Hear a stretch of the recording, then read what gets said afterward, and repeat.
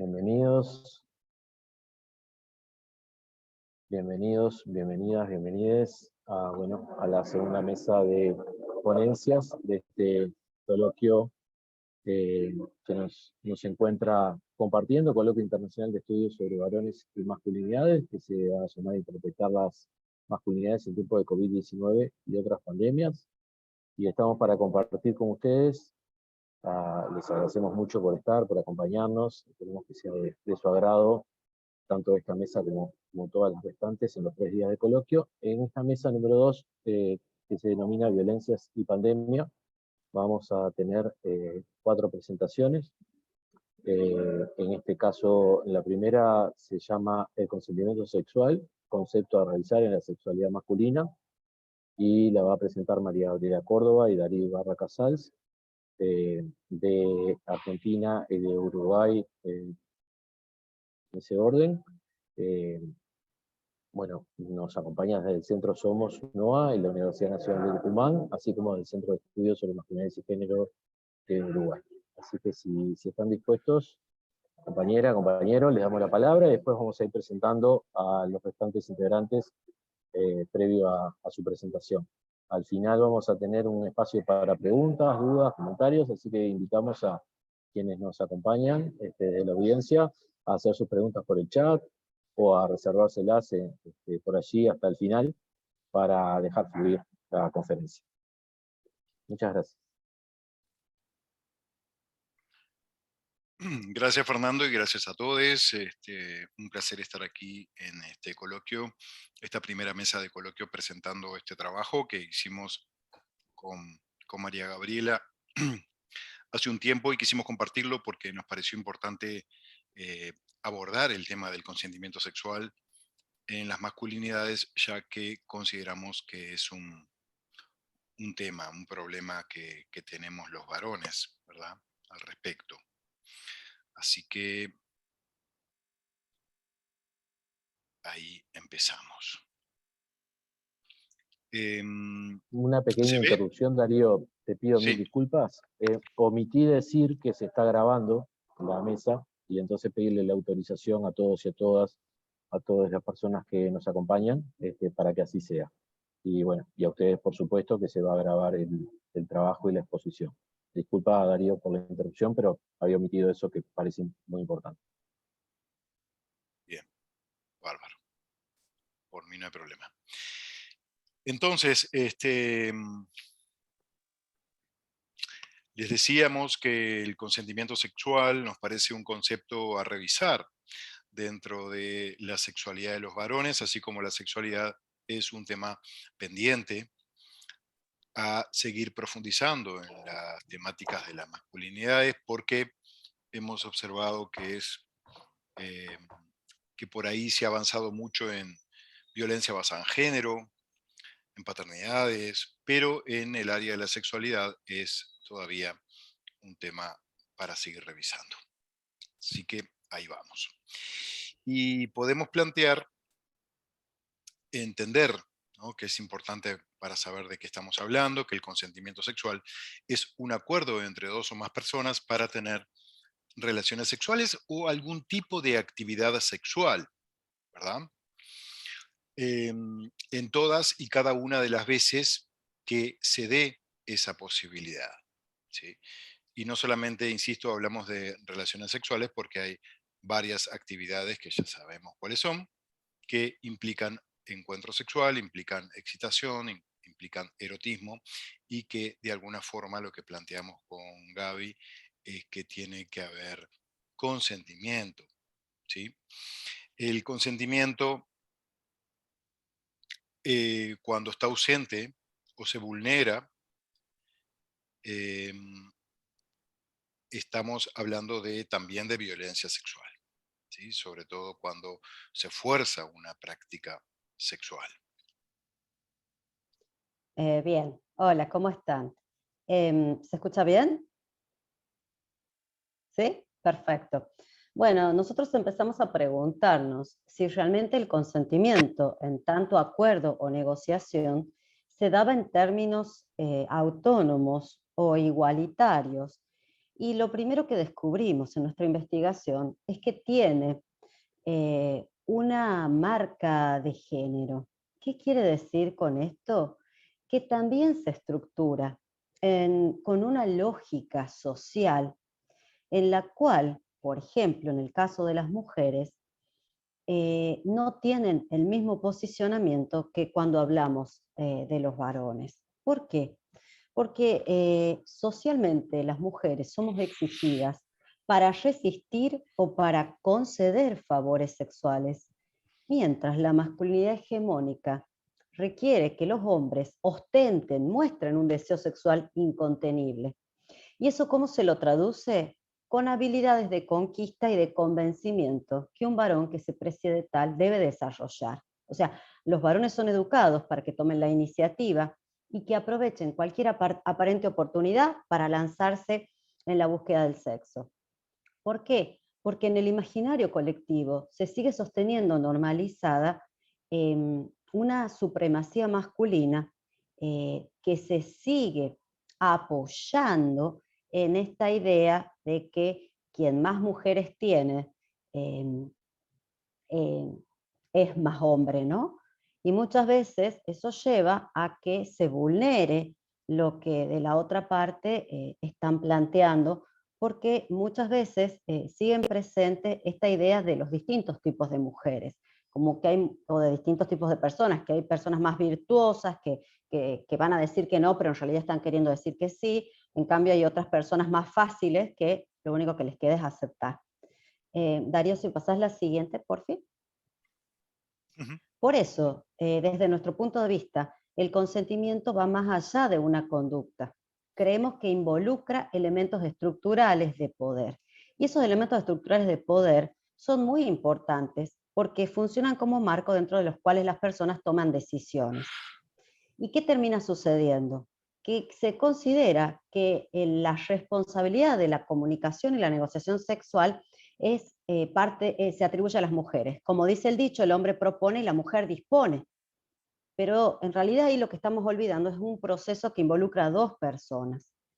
Entonces, tenemos que tener muy en claro que siempre, actualmente, lo que entendemos por consentimiento está sostenido sobre dos posiciones desiguales.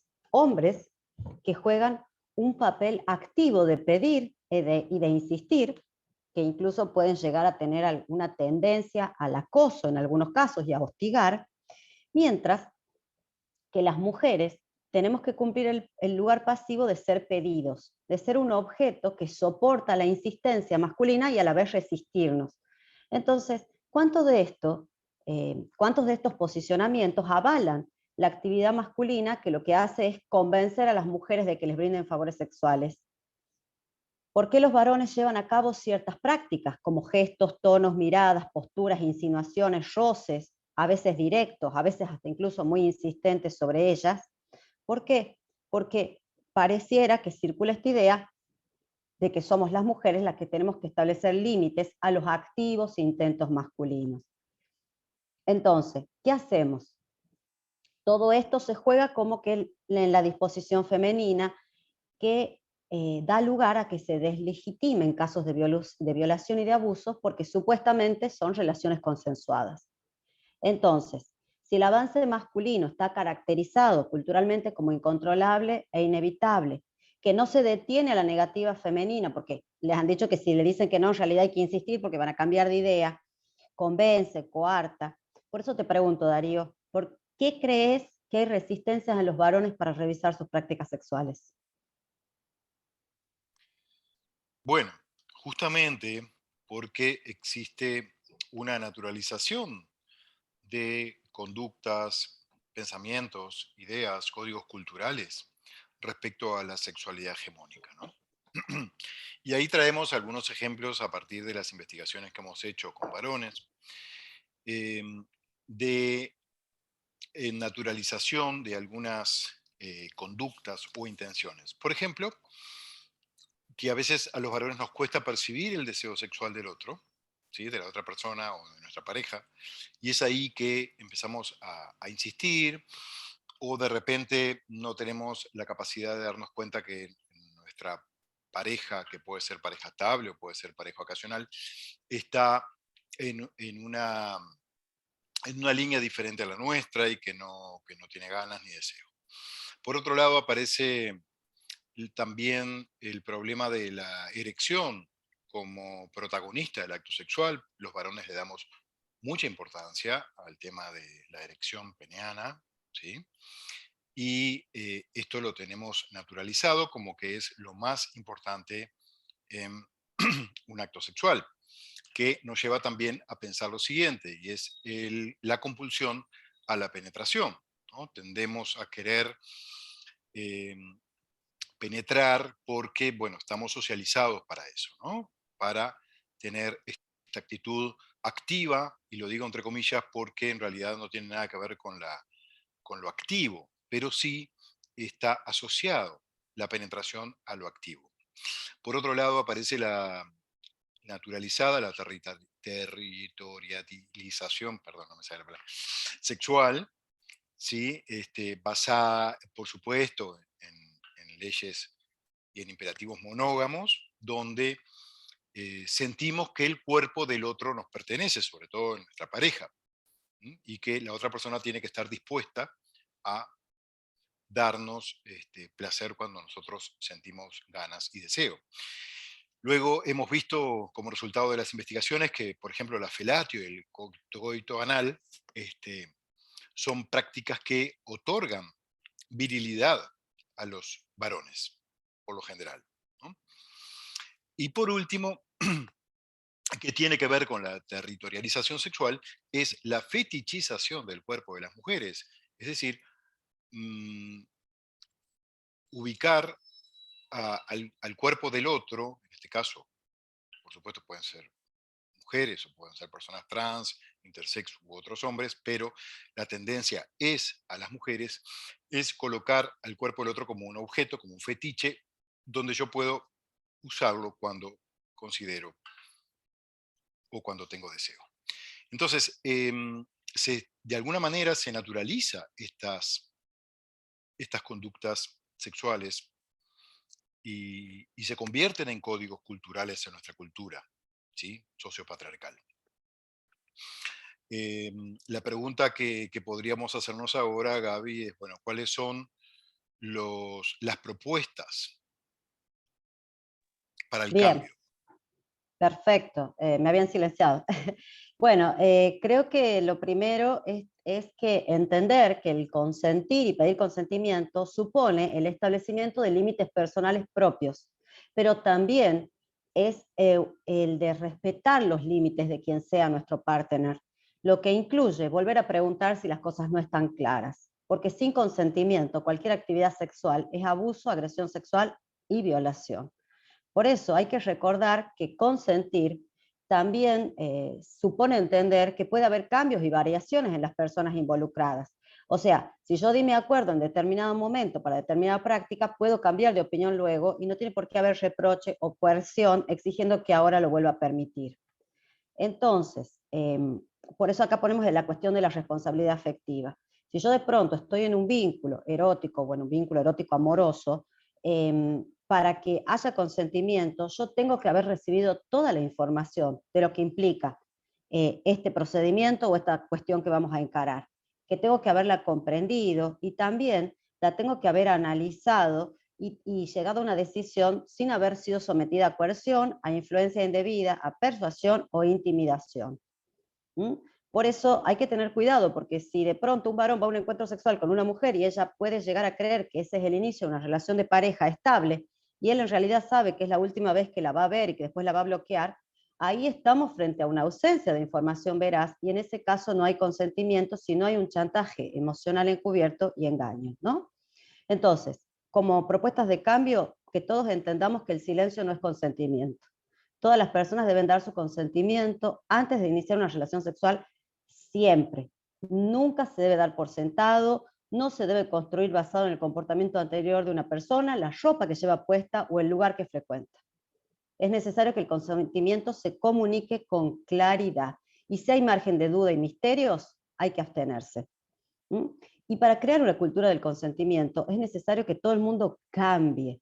de forma consciente su forma de relacionarse con los demás, dando lugar a un cuidado espontáneo y mutuo, para que no estemos preocupados de si las otras personas entendieron o no las señales o los mensajes.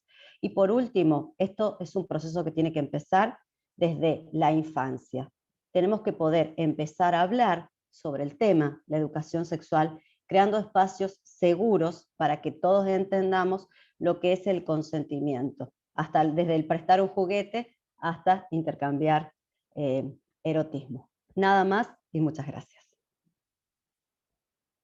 Bueno, muchas gracias, Darío, Gabriela, por respetar el tiempo, por su exposición. Vamos a tener muchas preguntas para luego. Hay aplausos por allí de algunas participantes. Entonces ahora vamos a pasar rápidamente a presentar a Roberto Narváez Durán, que nos acompaña desde una fundación, ADN Amanda, Fundación Privada de Ecuador, compañero locatario del lugar donde estamos haciendo la transmisión del coloquio y bueno, y les acompañamos a diferentes lugares de Latinoamérica, el Caribe y el mundo. Roberto nos va a compartir sobre su ponencia que se denomina Manejo Emocional Asertivo en Hombres que Ejercen Violencia. Así que, Roberto, si estás preparado, te damos la palabra. Sí, muchísimas gracias. Muy buenos días a todos los participantes, a todas, ¿verdad? Qué gusto poder compartir este espacio. Quiero agradecer al comité y a quienes hacen posible este evento, ¿no? Creo que linda oportunidad para hablar de estos temas que nos apasionan. Soy Roberto Narváez, trabajo con un equipo interdisciplinario acá en la ciudad de Cuenca. Desde hace ya 9 años venimos haciendo ese reto de trabajar con hombres que ejercen violencia. Trabajamos procesos eminentemente reeducativos, ¿sí?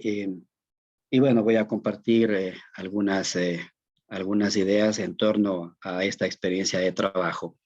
Me gustaría pedir, si me permiten, compartir la pantalla. Voy a poner creo que tengo aquí pero esto para mí me share screen y ya. Si lo viste ahí, Roberto. Déjame ver si lo transporto. Oh, este es un poco problema para mí. No hay problema, tómate tu tiempo. Ahí estamos viendo el escritorio de tu pantalla. Ya, ahora sí, entonces solo dame un ratito que lo quiero encontrar. Opa.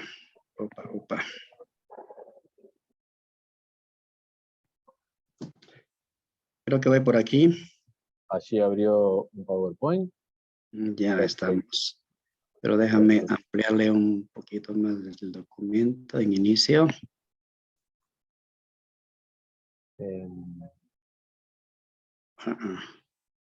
Perdón un poco. Sí, estamos ahí, creo. Donde dice presentación con diapositivas, si gusta. Presentación con diapositivas, desde el principio, sí. ¿Estamos? Perfecto. Te voy a avisar por chat privado a los 5 y cuando te quede 1 minuto y medio, Roberto. Te agradezco, mundo, eso me ayuda muchísimo. Sí, entonces, lo que le voy a presentar yo es una parte de todo el programa y es uno de los componentes, quizás el que hacemos mayor énfasis. Bueno, todos los componentes, pero en este es como el de mayor requerimiento, ¿sí? El del manejo emocional asertivo. Dado que en nuestra organización recibimos personas que son remitidos, ya sea por la Junta de Protección de Derechos, ya sea por juzgados, Secretaría de Derechos Humanos también, nos envían en algunos casos Fiscalía, y normalmente ya en la disposición, en la remisión, nos indican que esa persona lo que necesita es manejar emociones. Por eso es el componente como de arranque, ¿no? Perdón, creo que me fui. Ay, lo siento, voy a regresar. Estamos allí. El postulado fundamental que nosotros manejamos es el de las masculinidades y hacemos la masculinidad es como un producto cultural, ¿no es cierto? Como un producto formado desde esa posición inicial que estamos cuestionando, el de la supuesta superioridad masculina sobre lo femenino, el darle prioridad a lo masculino, el establecer privilegios. Y entonces esta cultura que se basa en el uso de la fuerza, que se basa en el manejo inequitativo del poder, que nos permite a nosotros como varones tener privilegios, llegar al punto del uso de la fuerza por fines de dominación y control. Es decir, esta masculinidad dominante y abusiva es la que estamos cuestionando frente a, y hacemos como la posibilidad de la alternativa de trabajar con otras masculinidades también, las masculinidades igualitarias y equitativas. Hablamos entonces también de varios indicadores en estos otros procesos de masculinidad. Y estos indicadores, uno de ellos es justamente que frente a la violencia podamos ejercer otras formas relacionales, ¿no? Entonces ahí voy a pasar rápidamente porque quiero meterme un poco más al tema, ¿no? Entonces, si queremos pasar de masculinidades dominantes y abusivas a otro tipo de masculinidades más igualitarias y equitativas, hablamos de procesos de cambio. Y eso es súper importante porque para nosotros el punto de partida también, aparte de la persona que es remitida, hay que decirlo, no siempre las personas llegan por voluntad propia, más es por el elemento coercitivo, ¿no? De justicia o de procesos investigativos previos. Es muy importante determinar en el diagnóstico también cuál es esa fase de cambio en la que nuestro consultante está, porque basándonos en estas fases del cambio que proponía Castañeda y Clemente, ¿no? Si tenemos consultantes en una determinada fase, más el proceso de intervención psicoeducativa nos va a dar expectativas de cambio. Esto explicado así.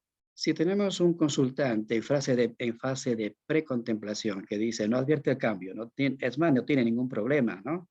La expectativa de cambio es muy difícil.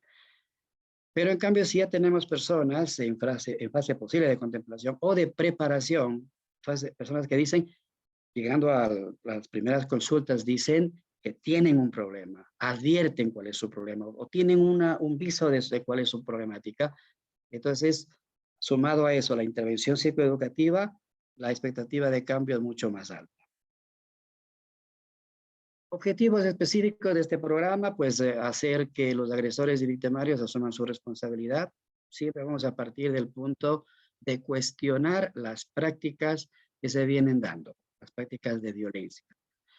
Aplicar un proceso psicoeducativo y terapéutico que está orientado a la desestructuración de esas conductas abusivas y que se facilita la adopción de estrategias de comunicación, negociación, expresión de los afectos, promoción de nuevas expresiones de masculinidad. Muy importante esta parte, puesto que partimos también nosotros de que como varones y desde la masculinidad dominante y abusiva tenemos lo que llamamos una mutilación afectiva, esa dificultad expresiva, esa dificultad de mostrar emociones, de ocultarlas o lo que llamamos hacer un terrible mal manejo. Y el tercer objetivo, pues promover prácticas de contracultura a esa hegemonía actual, de alguna manera como semillas de convivencia basadas en la equidad y la igualdad entre hombres y mujeres. Los componentes fundamentales del programa son entonces 4 elementos. El manejo emocional asertivo, la resolución pacífica de conflictos, las paternidades activas. Y a ese se suma un componente que viene a ser como eje transversal de todo el programa, de todo el proceso, que son estas reflexiones, búsquedas en torno a las nuevas expresiones de masculinidad.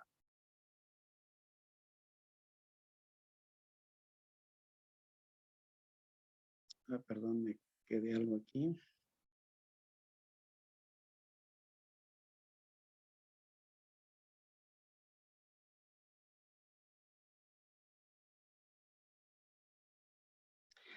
Las fases del programa, ya lo había indicado, pues obviamente tenemos un diagnóstico, una admisión al programa.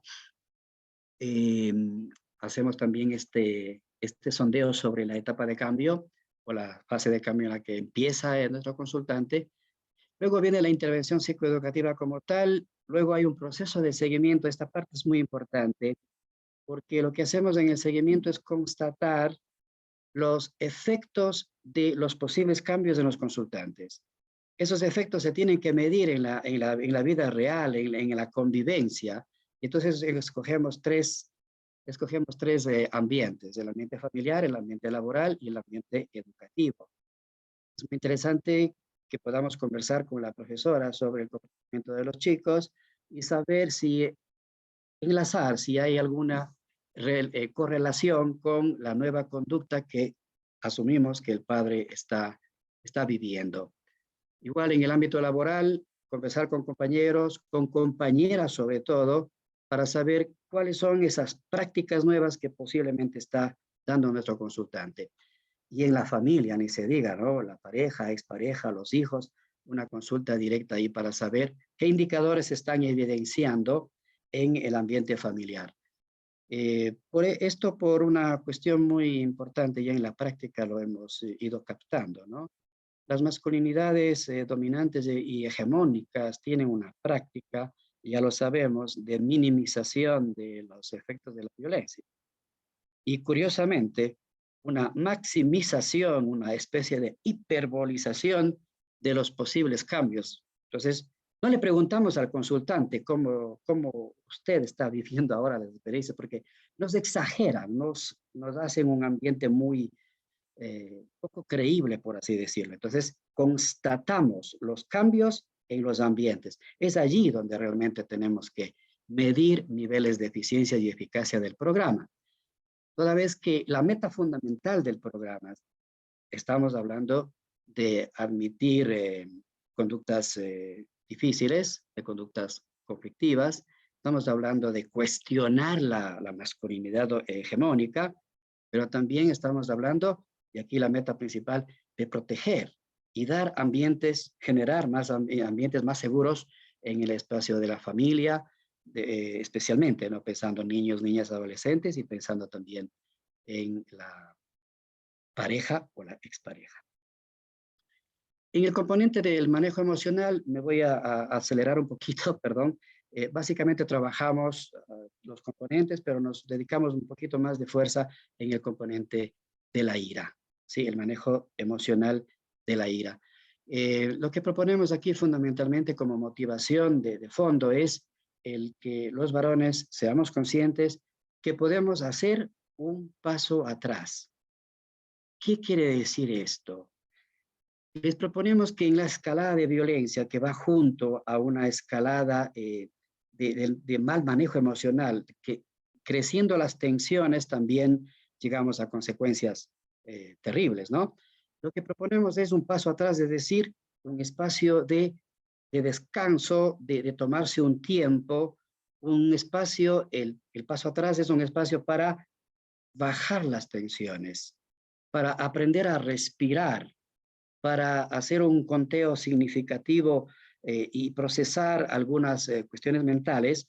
No voy a tener tiempo para explicar estos detalles, pero muy significativo que las personas en el seguimiento, y voy a presentar por ahí unos casos, nos dicen que cuando sienten que están incentivando, se está creciendo su nivel de tensión y están como para reventar, ¿sí? Si son capaces de reconocer las vivencias de las emociones en su cuerpo y son capaces de ponerle identidad y nombre y saben cómo proceder, también pueden hacer ese tiempo de descanso, de respiro, de relajación, de activar un poco más su nivel inteligente, ¿no es cierto? Bajando un poco el nivel emocional. Ya sabemos esto desde la neurociencia, ¿no?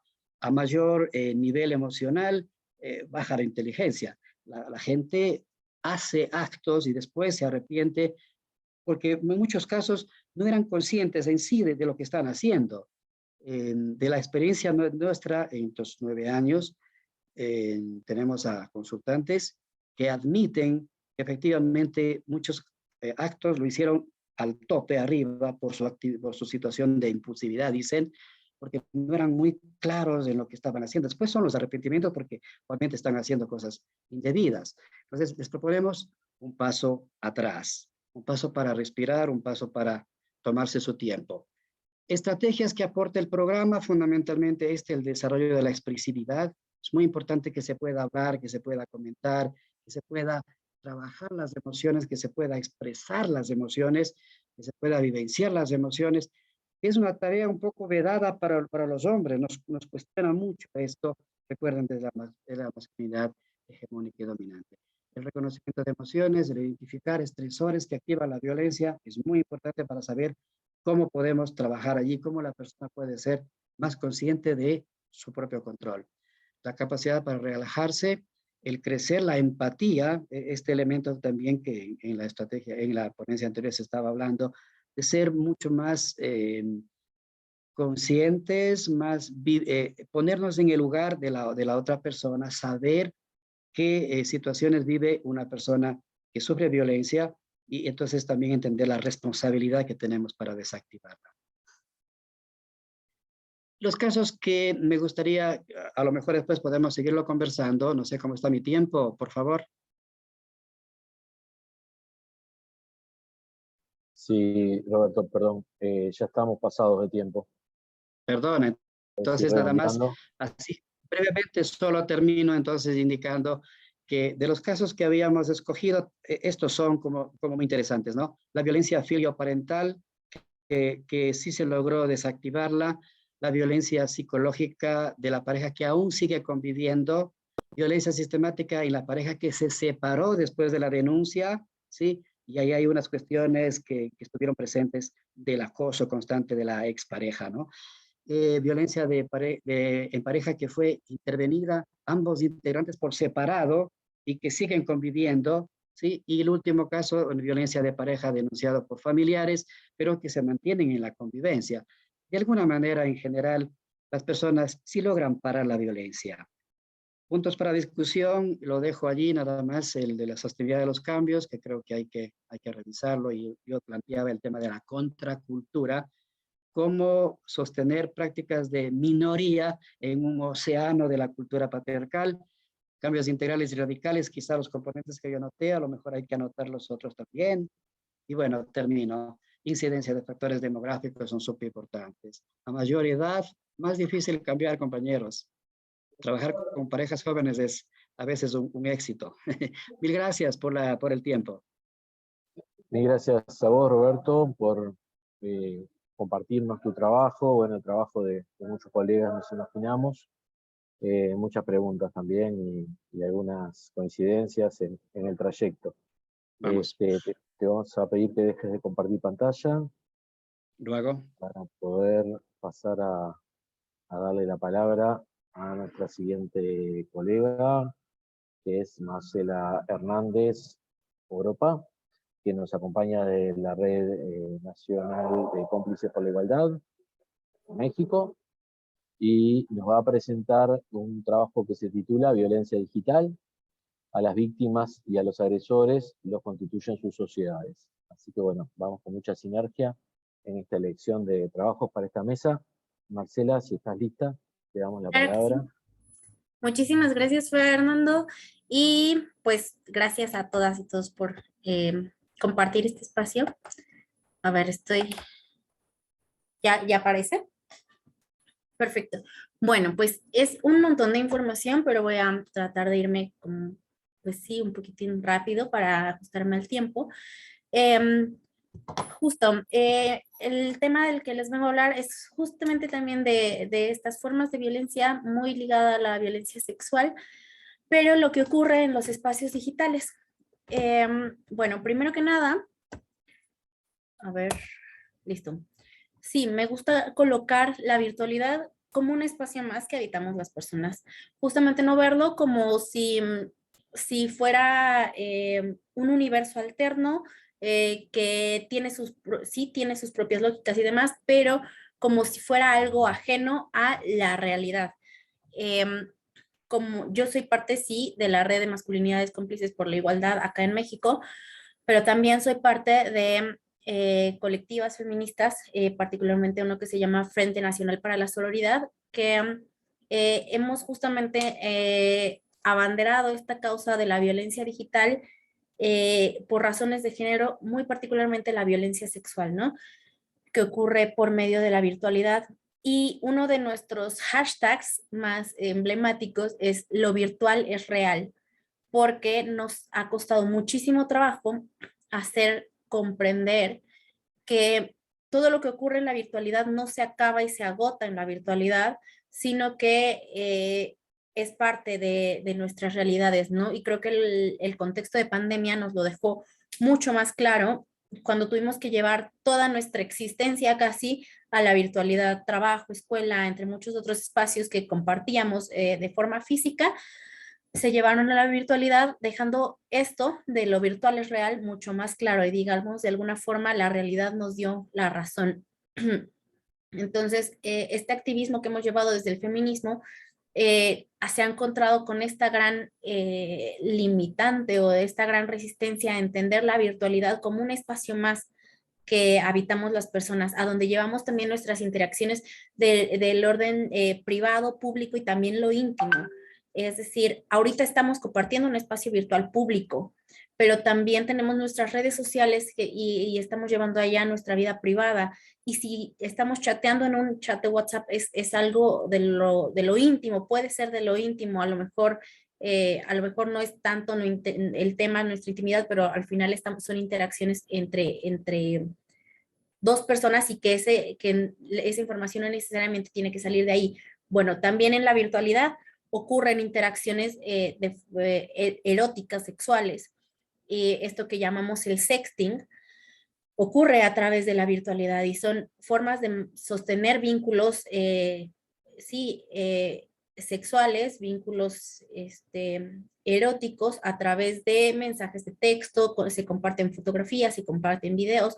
Bueno, esta es una práctica que supone el consentimiento de ambas partes, por lo tanto, no es nada que señalar, simplemente es una forma más de habitar la virtualidad y de ejercer el libre desarrollo de la personalidad. Bueno, pero sí pasa que la virtualidad tiene ciertas particularidades y entre ellas encontramos que, por ejemplo, está la posibilidad de agredir bajo el anonimato a través de perfiles falsos con cuentas e identidades que incluso pueden usurpar otra identidad, ¿no? Dos, que lo que llega a Internet es casi imposible de eliminar por completo, es decir, un video, por ejemplo, un video sexual que se sube sin consentimiento a una red social y después es compartido, es likeado, se le dan me divierte, me encanta, se enseñan de una persona a otra, lo descargan. Bueno, aunque la red social lo borre, no hay garantía alguna de que no vuelva a ser subido desde otra cuenta, desde otro perfil, que vuelva a ser pasado a través de estas mensajerías instantáneas. En realidad es sumamente difícil eliminar por completo algo que ya llegó a Internet. Un tercer punto es que los contenidos son fácilmente viralizables y llegar a mucha más gente de la que nos podemos imaginar. No es como una agresión que ocurre aquí en corto de mí hacia ti y ahí se queda, sino que puede generar una onda expansiva a través de la viralización de los contenidos. Un número 4 es que la virtualidad es un espacio aún poco regulado, estudiado, y los marcos legales se están apenas construyendo para lo que ocurre a través de la virtualidad. Siguen en construcción, vaya, a pesar de que ya hemos habitado la virtualidad desde hace muchos años, desde hace pues ya décadas, todavía el conocimiento en torno a cómo regularlo sigue desarrollándose. Y punto número 5, pues que no es como tal un espacio, o sea, puede asemejarse a un espacio público, sin embargo, no es un espacio público, por ejemplo, regulado por el Estado, porque las plataformas que utilizamos simplemente estamos conectados por Zoom. Bueno, Zoom es una empresa, nos reunimos en Facebook o nos vamos a un chat de WhatsApp, son empresas. Entonces, al final, son espacios de propiedad privada. Los dueños son empresarios que se rigen bajo una lógica de mercado y de acumulación de riqueza, no necesariamente, pues, pues es su prioridad, ¿no? Los marcos morales y de las sociedades. Al contrario, muchas veces como que buscan transgredir las normas locales en aras de su enriquecimiento. Entonces, bueno, son algunas de las particularidades de la digitalidad. Y acá les quiero hablar un poco de los tipos de violencia digital. A pesar de que hay muchísima, una variedad muy, muy grande de formas de violentarnos a través de la virtualidad, desde, bueno, por ejemplo, hay robos, fraudes a través de Internet, pero acá les muestro en pantalla una herramienta que se diseñó desde nuestra colectiva desde 2016 existe este violentómetro virtual, que realmente la principal persona que lo elaboró fue Olimpia Coralmelo. Quizás en algún momento hayan escuchado de ello, quizás ahorita se las voy a presentar. Bueno, es una activista que vivió la difusión de un video sexual suyo sin su consentimiento y se dedicó a elaborar conocimiento en torno a este tema. Bueno, va desde la exclusión virtual, estas formas y mecanismos a través de los cuales el acceso a Internet no se da de forma igualitaria. Hay personas que se tienen que autoexcluir por ser violentados en determinados espacios virtuales. Y hay gente que simplemente no tiene acceso, ¿no? Por vivir a lo mejor en comunidades alejadas, en medios rurales, de difícil acceso, entre otras cosas. Bueno, hasta insultos, violación de datos personales, formas de ser acosado o acechado en la virtualidad, hostigamiento, la suplantación de identidad a través de medios digitales, difamación de personas o incluso negocios, profesiones, a través de la virtualidad. Está la ciberpersecución, pero digamos que los tres que identificamos como más peligrosos son justamente lo que llamamos la sextorsión, es como una forma de decir extorsión sexual, difusión de contenido íntimo sin consentimiento e incluso la trata virtual de personas a través de la digitalidad. Bueno, por mencionar algunos, pero teniendo todas esas diferentes formas de violencia, podríamos definir violencia digital como cualquier acto cometido, incitado o agravado, en parte o totalmente, por medio del uso de tecnologías de la información y las telecomunicaciones.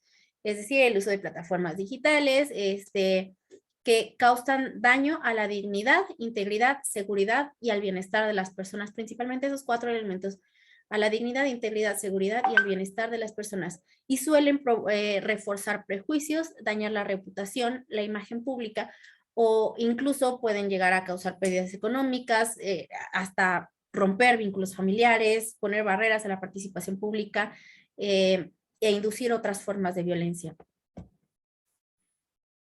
Justamente les comentaba que desde nuestra colectiva, desde el Frente Nacional para la Solidaridad, nos hemos enfocado mucho en la violencia sexual que se da a través de medios digitales, y en ese sentido desarrollamos esta cadena de producción, difusión y consumo de contenidos sexuales y cibernéticos no consentidos, en el que identificamos básicamente estos 4 eslabones, que es quien produce el contenido como primer eslabón.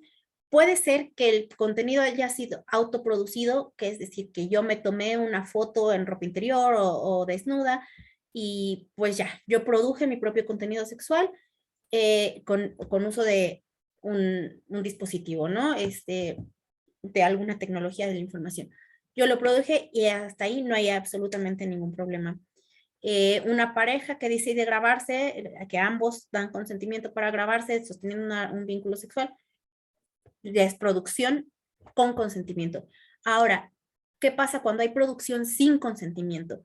Es esta práctica que de pronto se volvió muy popular y es bastante agresiva, de grabar por debajo de las faldas de las mujeres sin que se dan cuenta, de poner una camarita del celular escondida y sin que tu pareja, sin que tu pareja se dé cuenta, grabar el encuentro sexual.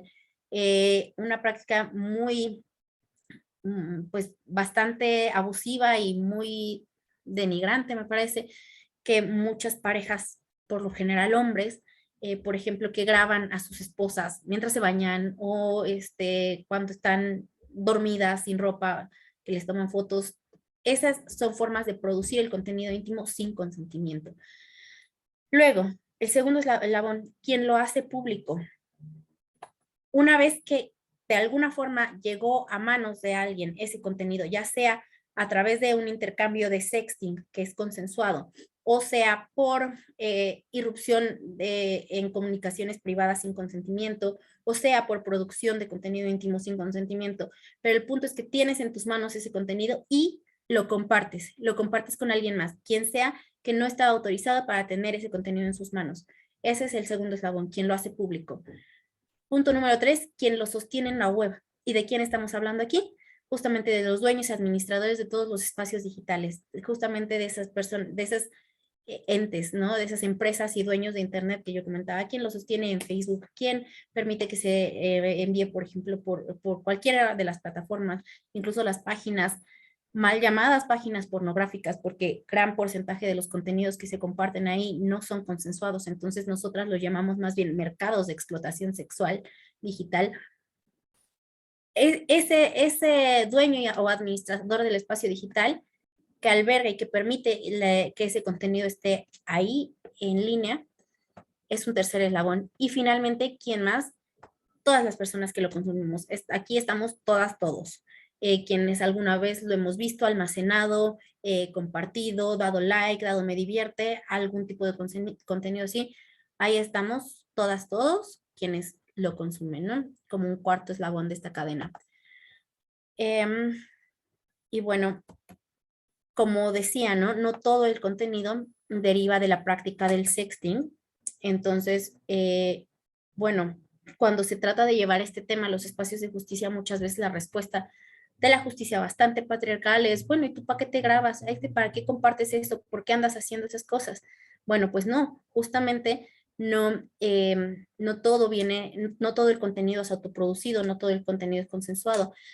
Y antes de que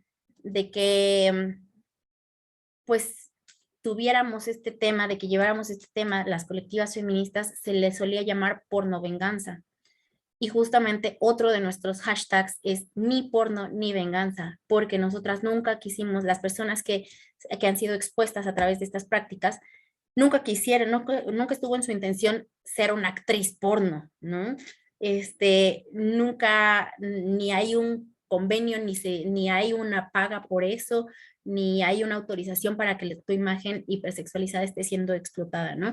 Entonces, no es porno y tampoco es venganza, porque el hecho de haber, por ejemplo, terminado un vínculo sexoafectivo no es una razón para que se quieran vengar de ti y por eso exhibir tu contenido íntimo, ¿no? No hay forma de decir que es una venganza, porque eso implica que de alguna forma uno lo provocó, ¿no? Entonces, este término que viene del inglés, de hecho, es el término original es revenge porn, y es como se entiende todavía esta práctica en países de habla inglesa como porno venganza, y nosotros pensamos que eso es bastante revictimizante. Entonces hemos luchado por decir que no se llama así, no es porno, no es venganza, es violencia digital, es explotación sexual en medios digitales, pero no es porno venganza. Y bueno, ahora, ¿es violencia de género? Además de todo el contexto que ya nos dieron podemos ver estadísticas, me refiero en torno a, por ejemplo, el consentimiento del que hablaban Gaby y Darío. En este tipo de violencia, el sexo de las víctimas en 95% de los casos son mujeres, y el sexo de las personas agresoras, el 80% son hombres. Estas son estadísticas propias generadas por nosotras como colectiva, porque a través de nuestras redes sociales damos atención y acompañamiento a los casos de violencia digital. Bueno, y sí, esta es una estadística de más de 1.700 casos en los que se puede constatar, en el que se dan estadísticas muy similares a otras formas de violencia sexual, que por ejemplo podemos revisar acá. Las víctimas de otros delitos sexuales, estas son estadísticas de INEGI, de acá de México, en los diferentes delitos sexuales como violación simple, incesto, hostigamiento sexual, abuso sexual, acoso sexual y otros delitos que atentan contra la seguridad sexual, es un porcentaje muy, muy mayoritario que son ejercidos principalmente por hombres.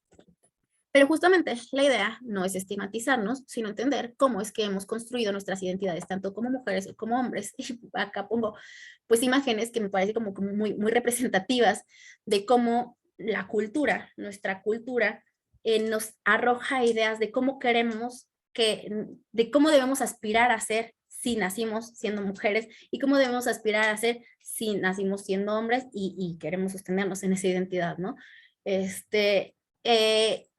Perdón, Marcela, que te interrumpa, pero estamos bastante pasados de tiempo. Vale. Si podés ir redondeando, por favor. Sí, perfecto. Bueno, entonces creo que esto, vaya, todas las personas que hemos estudiado las construcciones de género, tanto de masculinidad como de feminidades, lo tenemos bastante claro, cómo se conforman los roles y estereotipos de género, la postura androcéntrica de nuestras sociedades en torno al tema. Bueno, acá igual me salto un poco, pero es muy evidente como en cómo nos narran la historia, en todos tanto lo universal como las de nuestros países, la postura androcentrista y cómo se percibe al hombre como universalidad del humano, o esta postura que ha llevado a pensarlo así, y cómo se reproduce lo que queremos, cómo queremos que se comporte una u otro, ¿no? Llegando a interiorizar cada uno el lugar que se le tiene asignado en esta jerarquía social, como la forma en que se construyen las masculinidades hegemónicas. Y para mí es muy importante, digamos, como terminar con esta parte de la hipersexualización del cuerpo femenino, porque al final la sexualización es un dispositivo que ha sido usado por los sistemas de dominio para apartarles de racionalidad y de política a ciertos sectores, a los que busca ser oprimidos. Entonces, a quien se identifica fundamentalmente por su naturaleza sexual es a quien se le percibe más cercano como al instinto, más alejado de la racionalidad. Entonces, la racionalidad es atribuida a los hombres.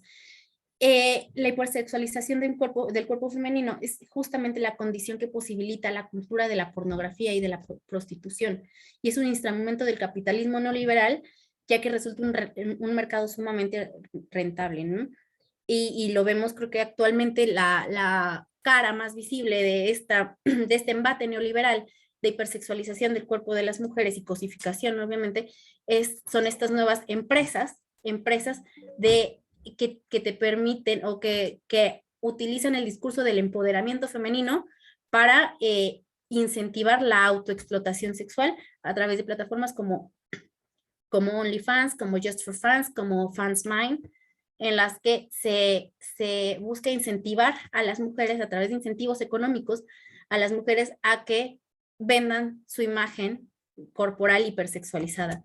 Bueno, pues la industria del porno tiene un papel medular en esto.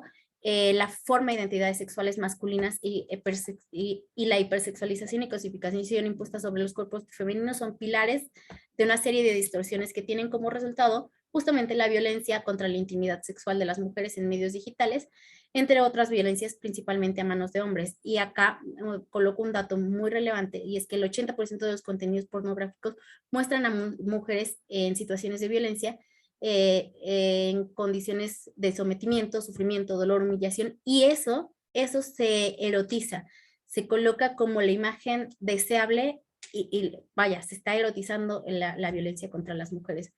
Entonces eso, junto con otra serie de desigualdades estructurales, son las que permean el ámbito digital y que posibilitan estas formas de violencia sexual en contra de las mujeres en medios digitales. Ya no les puedo contar qué hacer si les pasa a ustedes, pero bueno, acá ya, se quitó.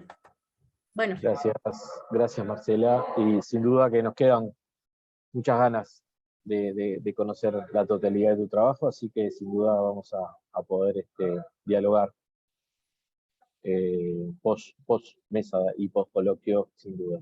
Bueno, ahora le vamos a dar la palabra a Jefferson Arboleda Zapata, que nos acompaña por ahí. Jefferson, sí, nos acompaña de la Secretaría de las Mujeres de Medellín, en Colombia, y nos va a hablar sobre el confinamiento del poder masculino, la COVID-19 como feminidad abyecta. Título por demás interesante, así que bueno, te acompañamos, Jefferson, si estás listo, y bueno, y cerramos contigo esta mesa que la verdad que está súper potente, nos hace pensar y sentir bastante. Sí, me he emocionado mucho. ¿Me escuchan bien?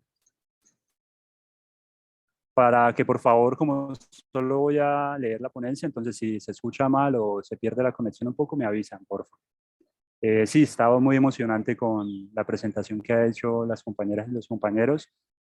Ciertamente hay muchos elementos en común con lo que voy a decir acá. Espero pues podamos coincidir.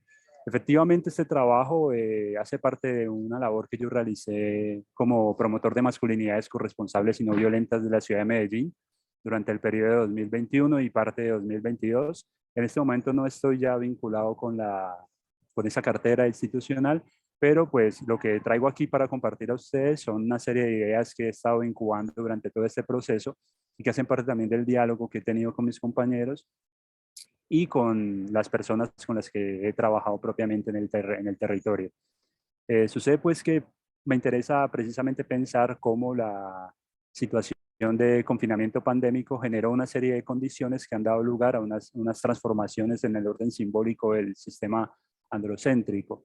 Y pues precisamente a mí me interesa pensar de este punto en la medida en que nos dice, por ejemplo, Badiou en un texto que retomé para este desarrollo, que es el Sopa de Wuhan, en donde se presentan otros autores analizando esta situación contemporánea pandémica, que lo que nos presenta la pandemia es precisamente una configuración de un fenómeno bisagra entre determinantes biológicos y determinantes sociales.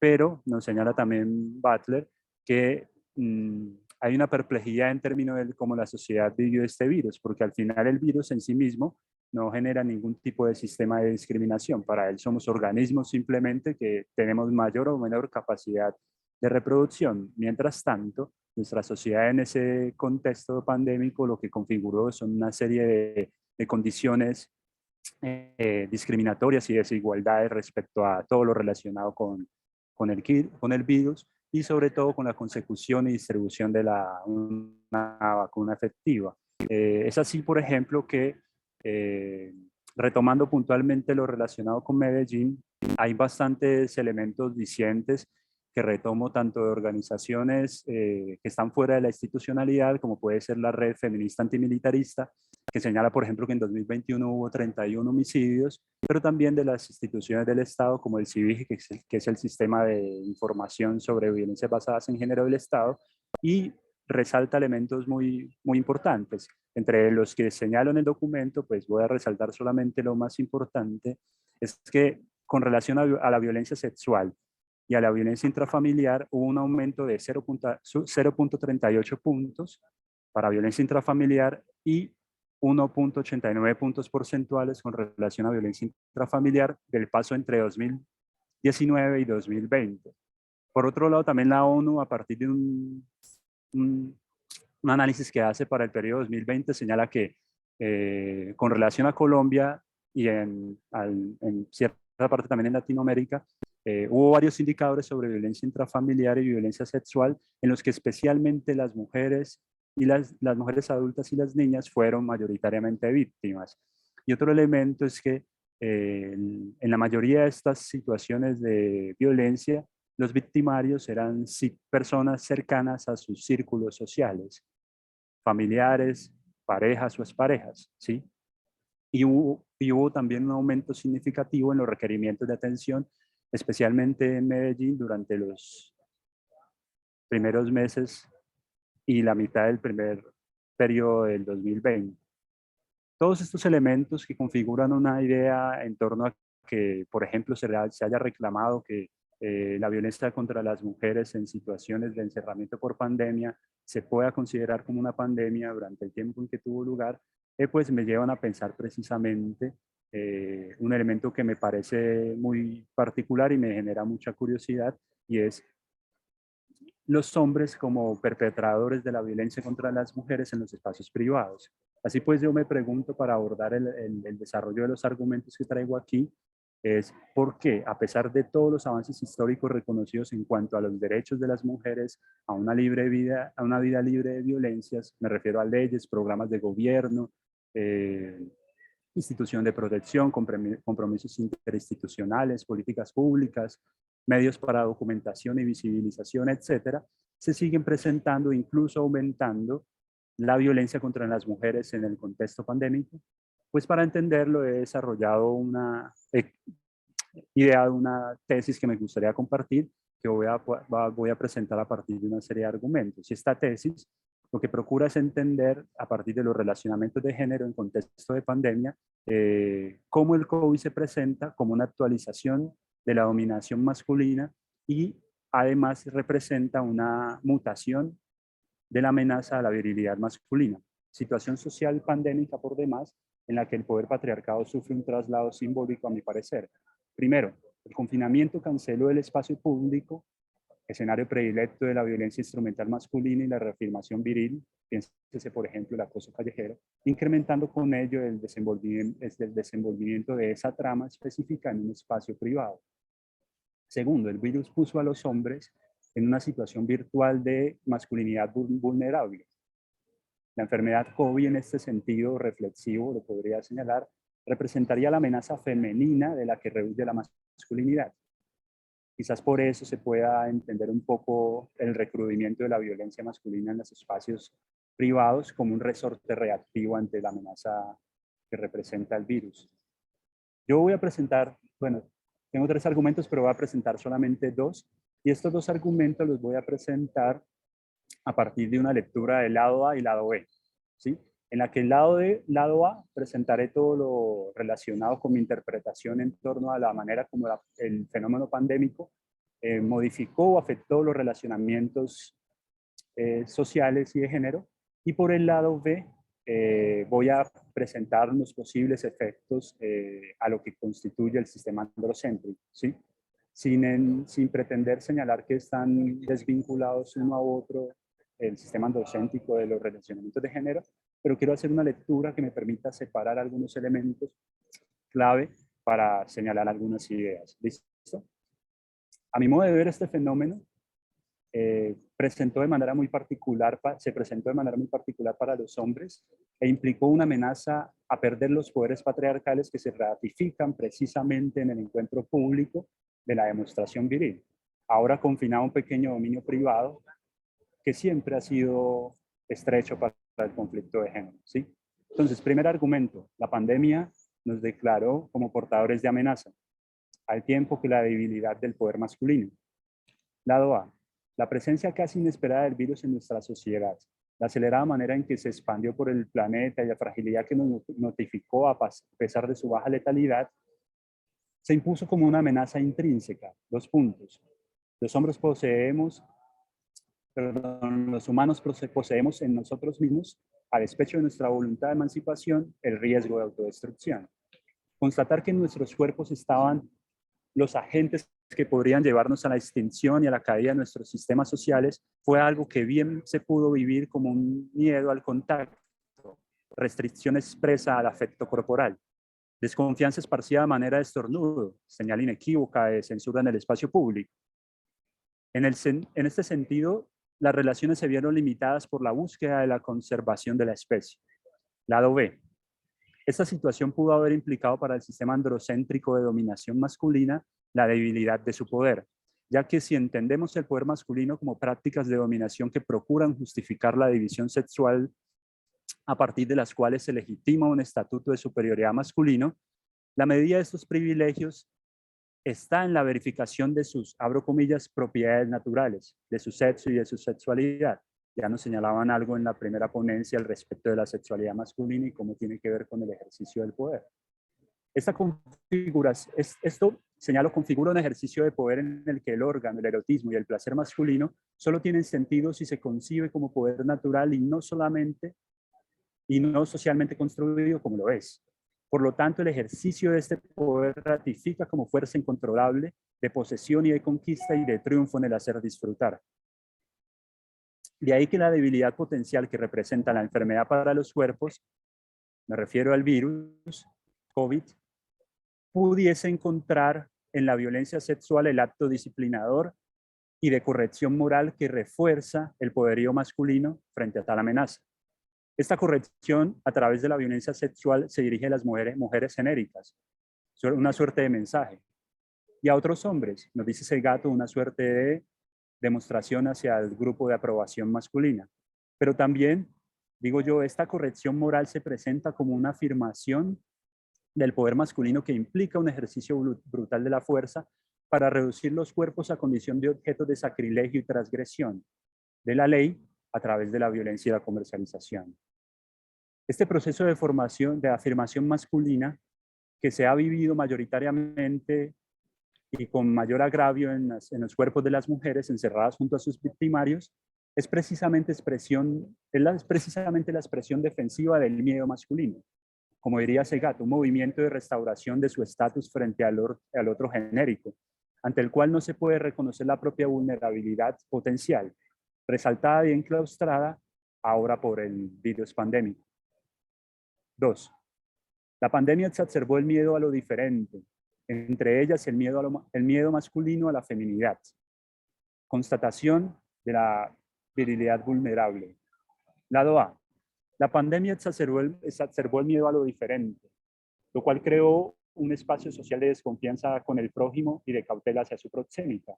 Esto se puede bien ver en las expresiones xenofóbicas y nacionalistas que circularon, en adición a las pugnas geopolíticas respecto a la especulada fuente del virus, la carrera por posicionarse como referentes de atención sanitaria y la creación, entre comillas, comercialización de una vacuna efectiva. Si entendemos que los cuerpos no son naturales, pues están soportados por representaciones del sentido que los grupos sociales hacen sobre sí mismos y sobre los otros, este es un fragmento de Faller, podremos entender por qué el cuerpo mismo se constituye en la incorporación de significados culturalmente inscritos. En este caso, violencia simbólica siguiendo Bourdieu. Podríamos señalar entonces que la enfermedad COVID, recuérdense aquí su doble denominación de género, la enfermedad, el virus, se transfigura en el cuerpo de la mujer como una amenaza de feminización para los hombres reproductores del sistema androcéntrico.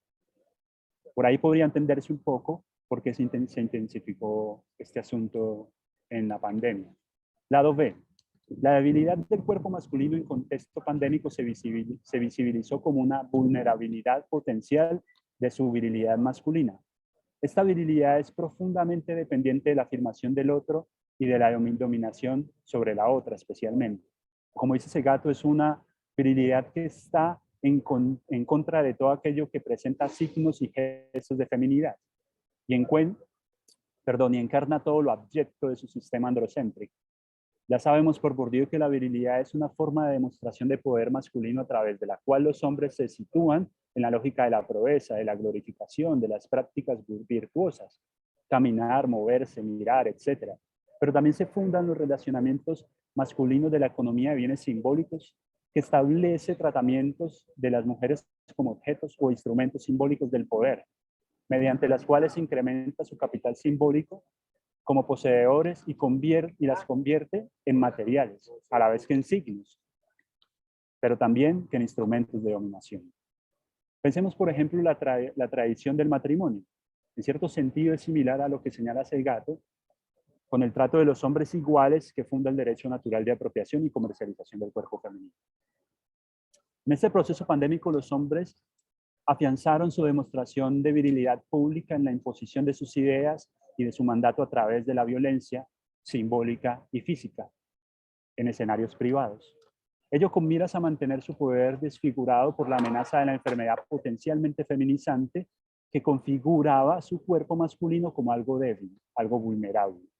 No obstante, la reacción masculina de afirmación de su virilidad impone una trampa por medio de incentivos de glorificación y una distinción que posibiliten el reconocimiento con los otros.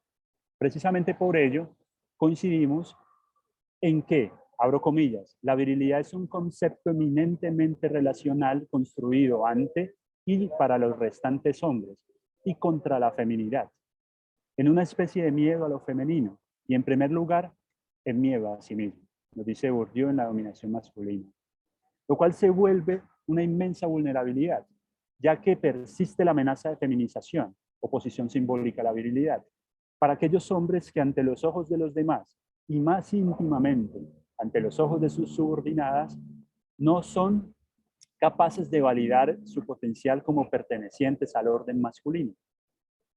Esta es la misma trampa que sirve de combustible para la reproducción y actualización del sistema androcéntrico, ya que en su aprisionamiento los hombres se encuentran en la encrucijada de demostrar la valía ante ese otro hombre genérico que representa la mirada del poder, pero que constituye una fuerte, abro comillas, dosis de terror, aislamiento y dolor para nosotros mismos. Ya que este poder masculino mantiene expectativas y actualiza mandatos de masculinidad superiores e ideales a la misma desvalía y vulnerabilidad de un hombre concreto, configurando de esta manera expectativas imposibles de satisfacer o alcanzar. Cierro. En síntesis, la amenaza a la virilidad masculina se puede caracterizar como un acontecimiento que, 1, nos confinó en espacios privados. 2, declaró que nosotros portamos la amenaza. Me refiero a la humanidad. 3, exacerbó el miedo a lo diferente, visibilizando nuestras vulnerabilidades. En otras palabras, y traducido al sistema androcéntrico, el contexto de pandemia, primero, reafirmó la dominación masculina en lo privado. Segundo, declaró la debilidad del poder masculino. 3, exacerbó el miedo masculino a la feminidad, visibilizando la vulnerabilidad de su virilidad masculina. Todo cambió, pero no sabemos cuánto. Lo que podríamos saber es que la violencia que ejercen los hombres contra las mujeres, contra los otros y contra nosotros mismos, es un fenómeno complejo que no solo debe analizarse a la luz de disposiciones jurídicas, de las dinámicas económicas, de las relaciones políticas o de los determinantes biológicos, sino también de los sistemas simbólicos que están tan cimentados en nuestros discursos como enquistados en nuestros cuerpos. Reducir la violencia contra las mujeres en los escenarios de vulneración, especialmente en contextos de construcción de relacionamientos sociales, requeriría una transformación profunda de los esquemas de dominación que no solamente pasan por el acto de conciencia, sino también por la transformación de los hábitos y disposiciones que hemos incorporado en nuestro propio cuerpo. También es importante recordar cómo operan los privilegios masculinos para lograr crear relaciones pedagógicas que desmonten el poder y las sensaciones de realización masculina que tales estructuras de poder posibilitan. El gran reto sería desempoderar, renunciar al poder. Precisamente porque toda estructura de poder, como la del poder masculino, siempre hay lugar para la lucha encarnada, con la cual podemos resistir la contundencia de la violencia simbólica instaurada en nuestros cuerpos. Por ello, la atribución de sentidos alternativos al cuerpo, sus usos, su sexualidad y potencialidades masculinas podrían lograr a partir de acciones sustantivas, no solo performativas, entiéndase, por ejemplo, abrazar, llorar, bajar la cabeza cuando sea necesario, pedir disculpas, no hablar ni decidir por los demás, desnaturalizar los órganos sexuales y nuestra sexualidad, aceptar la vulnerabilidad de nuestros cuerpos, etc. A pesar de estar construidos como hombres por la violencia del sistema androcéntrico, podemos tomar postura frente a ello y hacer algo, ya que existen indeterminaciones parciales de todo sistema de poder que permitirían interpretaciones opuestas. Eso es todo. Muchas gracias por la atención. Muchas gracias, Jefferson, y a todos y a todas quienes han generado sus ponencias y a quienes estuvieron escuchando atentamente. Les invitamos a, bueno, rápidamente, nos quedan por cronograma, nos quedan 8 minutos para compartir. Es nada, así que les invitamos a encender cámaras, quienes estén por allí, y bueno, y si gustan dialogar unos minutos. No tenemos demasiado porque el link a Zoom se va a usar posteriormente para otras mesas. Yo tomé algunas notas, pero me gustaría, si hay de quienes participaron en la escucha, alguna pregunta, algún comentario breve para quienes estuvieron exponiendo, dejar ese espacio. Si no, bueno, pasaría a hacer una síntesis de lo que fui escuchándoles. Desde ya les agradezco mucho a Marcela, Roberto, Jefferson, Gabriela, Darío.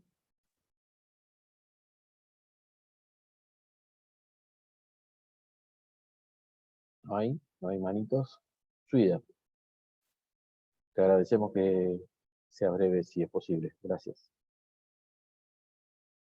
Adelante.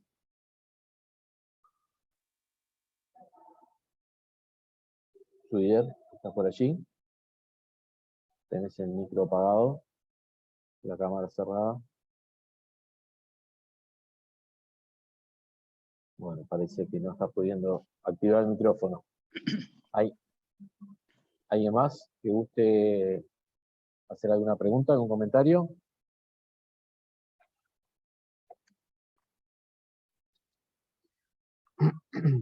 Bueno. Les voy comentando algunas de mis notas entonces, y me interrumpe si hay alguna de las participaciones que quiere hablar. Daniela levantó su manito. Bien, adelante. Perdón, Daniela, que no veía en el contraste con el fondo. Adelante. Habilita tu micrófono y te escuchamos.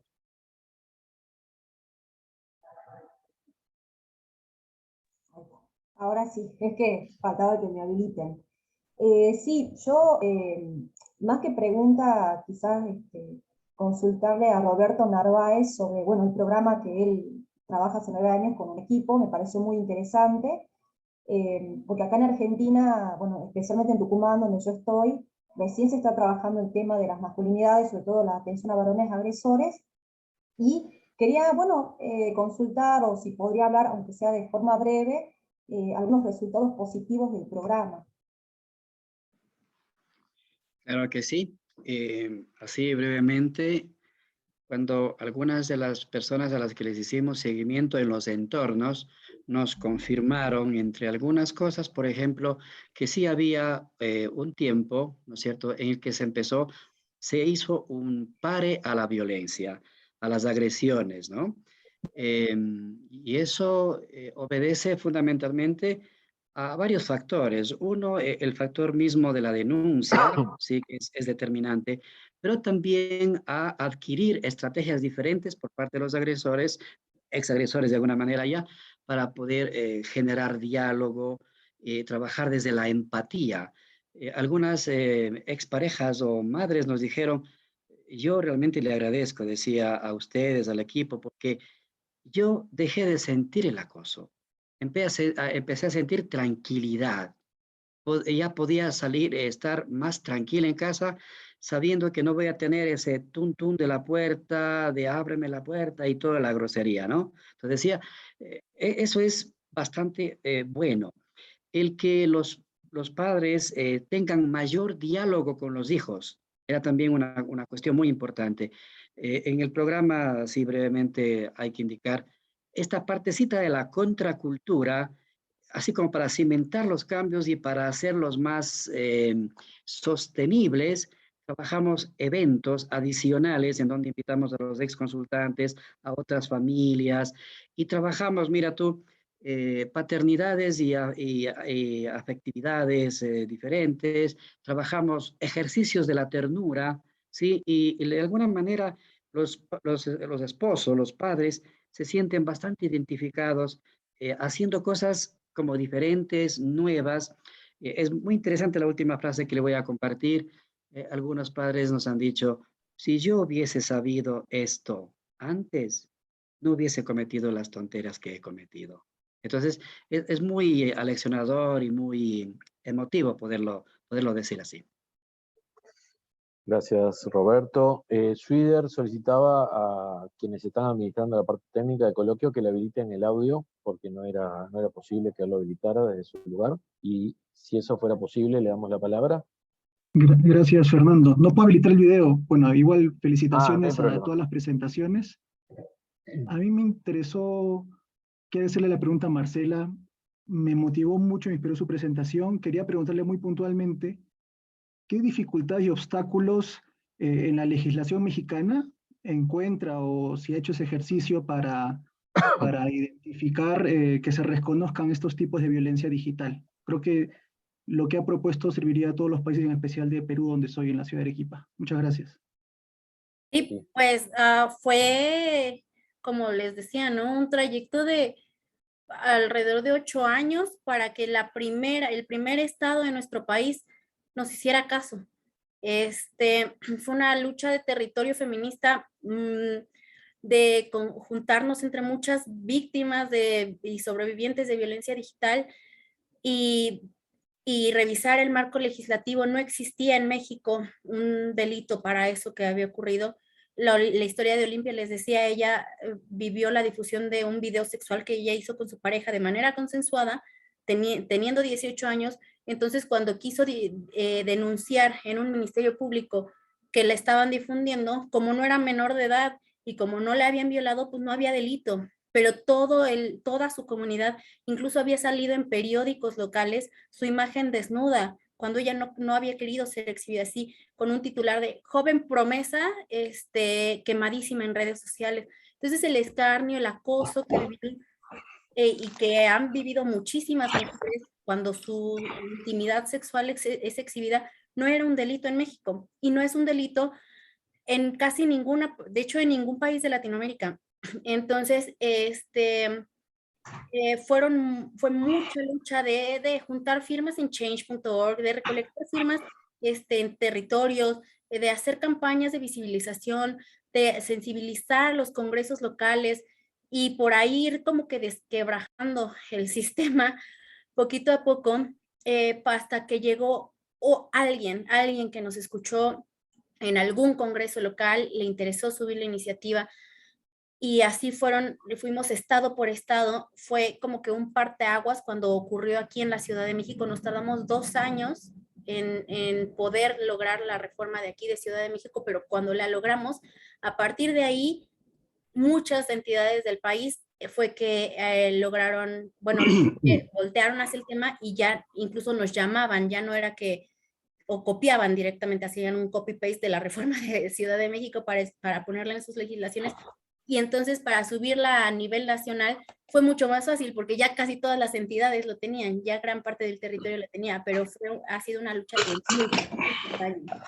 Actualmente estamos legislándolo en Argentina. Justamente fue una chica de Tucumán la primera que nos contactó, porque ella fue víctima de violencia digital. Igualmente su exnovio difundió fotos que ella le había compartido y que él le había tomado sin su consentimiento, y los difundió, y entonces su historial académico, todo como que se le vino abajo.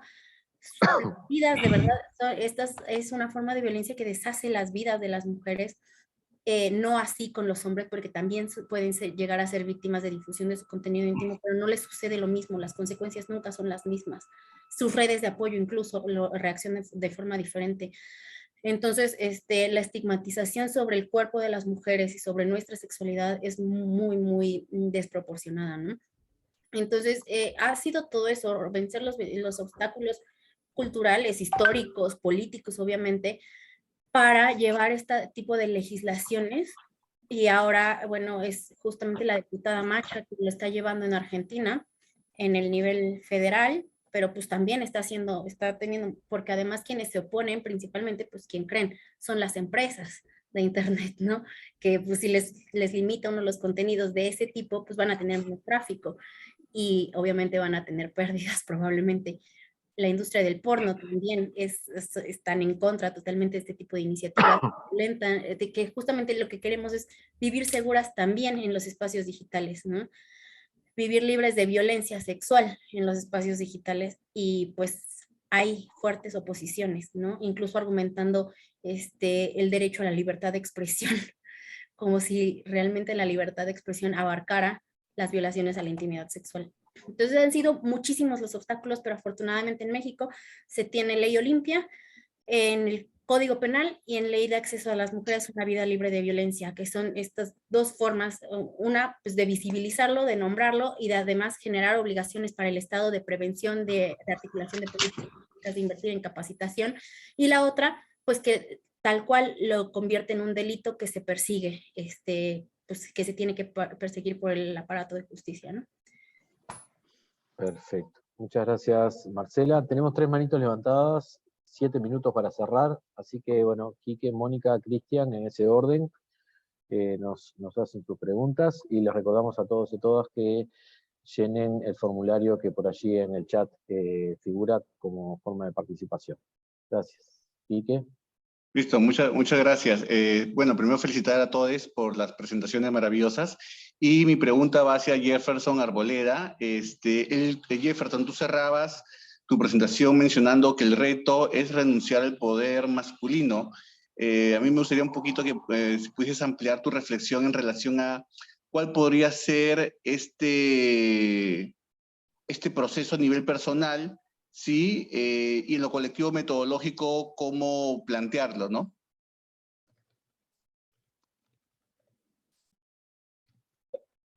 Hola, buenas de nuevo.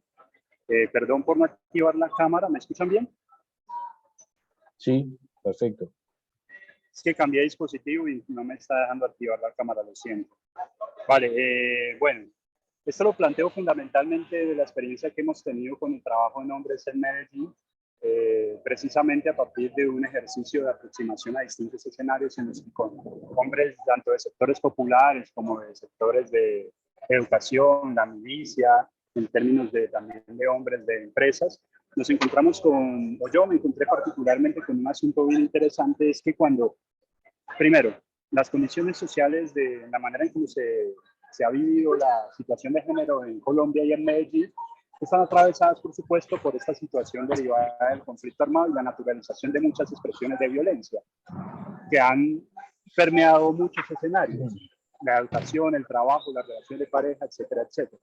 Entonces, la estrategia que nosotros tomamos en un punto fue apelar a una interpelación ética. Una interpelación ética que estaba por el reconocimiento de la posibilidad del encuentro con otros hombres y a partir de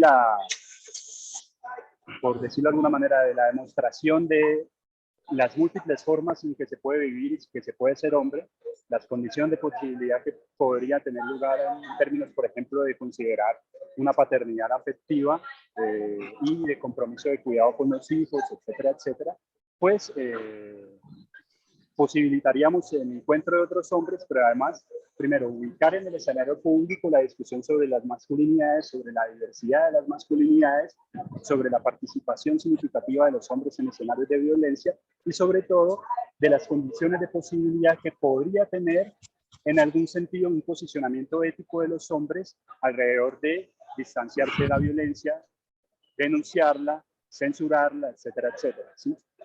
Y eso creo que puede tener lugar a partir de la manera como en su momento entendimos el trabajo con las masculinidades. Espero pueda servir un poco en respuesta a lo que preguntas. Bien, muchas gracias. Vamos con Mónica. Hola, buenos días, buenas tardes. Yo solamente le quería preguntar al doctor Darío y a la doctora Gabriela si es posible, o es posible o ellos qué opinan acerca de construir una legislación sobre consentimiento sexual en general. Yo he revisado, he tenido la oportunidad de revisar algunas en otros lugares, en otros países fuera aquí de México. Aquí en México propiamente no existe. Sin embargo, yo creo que la mayoría han tenido muchas dificultades para definir el propio consentimiento. Entonces, me gustaría saber su opinión o ellos cómo piensan. Imagino que ya han reflexionado un poquito respecto al tema.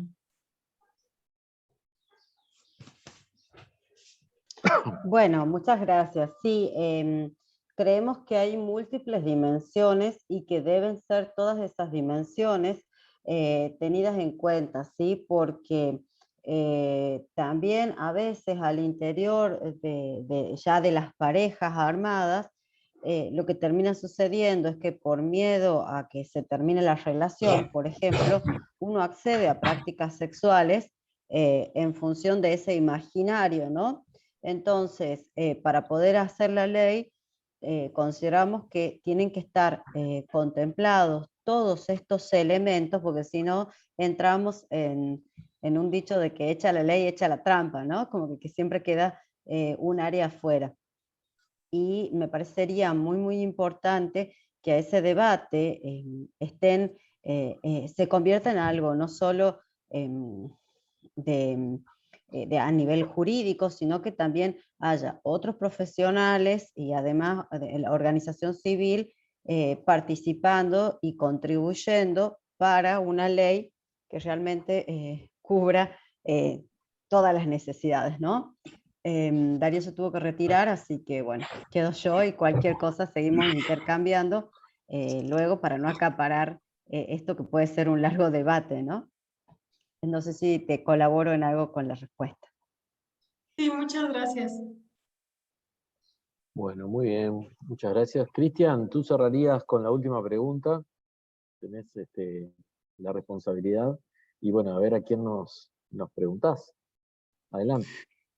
Hola a todas, a todos y a todes.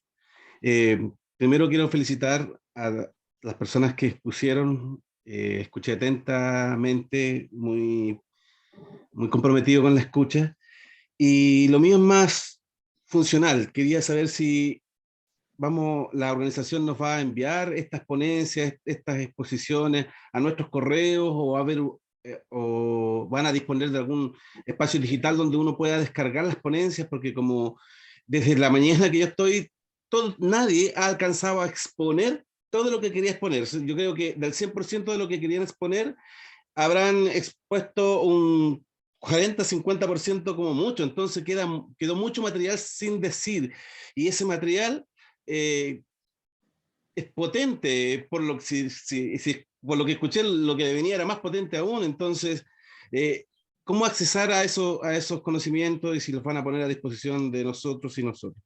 Muchas gracias y felicitaciones por todos desde acá a Chile. Bueno, muchas gracias, Cristian. Por allí hay una manita levantada de quienes organizan el coloquio, así que voy a dar la palabra para que ellos respondan. Gracias, Fernando. Sí, hola, Cristian, gracias por la consulta.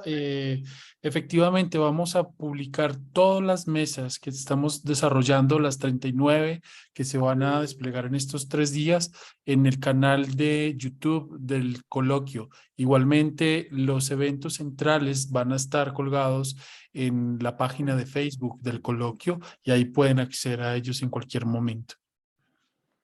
Perfecto. Gracias. Muchas gracias, Pero Leo. una consulta, ¿pero los documentos van a ser descargables, por ejemplo? En este caso no hay documentos, en este caso vamos a subir los videos que estamos grabando, por ejemplo, acá, y los vamos a colocar para que otras personas también puedan acceder a escuchar las presentaciones. Sí, me tomo el atrevimiento de sugerir el diálogo durante y posterior al coloquio con las personas que nos interesen conocer más en profundidad su trabajo, porque tampoco una ponencia abarca todo lo que cualquiera de las personas que expusieron o que van a exponer están trabajando, investigando, ¿no es cierto? Entonces, invito a tomarse el atrevimiento, y seguramente va a ser como bien recibida la postura de que, bueno, se generen nexos académicos, nexos personales, nexos entre todos los países y los pueblos que estamos aquí en representación. Y bueno, sin duda que en ese trabajo en conjunto, sororo y fraterno, vamos a poder conocer más de qué se está haciendo y compartir también nuestras experiencias, ¿no? En el mano a mano, en grupalidades pequeñas, en otros eventos, porque el coloquio se hace cada un par de años, pero sin duda que hay la posibilidad de compartir en todo el inter y el entre coloquios. Bueno, no sé si satisface por ahí eso último, y invitarles a ir cerrando, para así dejamos la línea abierta para la próxima mesa. Les invitamos a participar de la mayor parte de todas las actividades que su agenda le permitan, y después a visitar lo que quede grabado a posteriori. Y bueno, si nadie tiene más nada para decir, les agradezco muchísimo y les invito a seguir en conexión por acá. Mil gracias. Sobre todo a Roberto, a Gabriela, a Marcela, a Jefferson, a Darío, que bueno, que nos nutrieron con sus saberes. Un gran abrazo. Muchísimas gracias también. Un abrazo. Muchas gracias. Chao, chao, gracias. Nos vemos. Hasta pronto.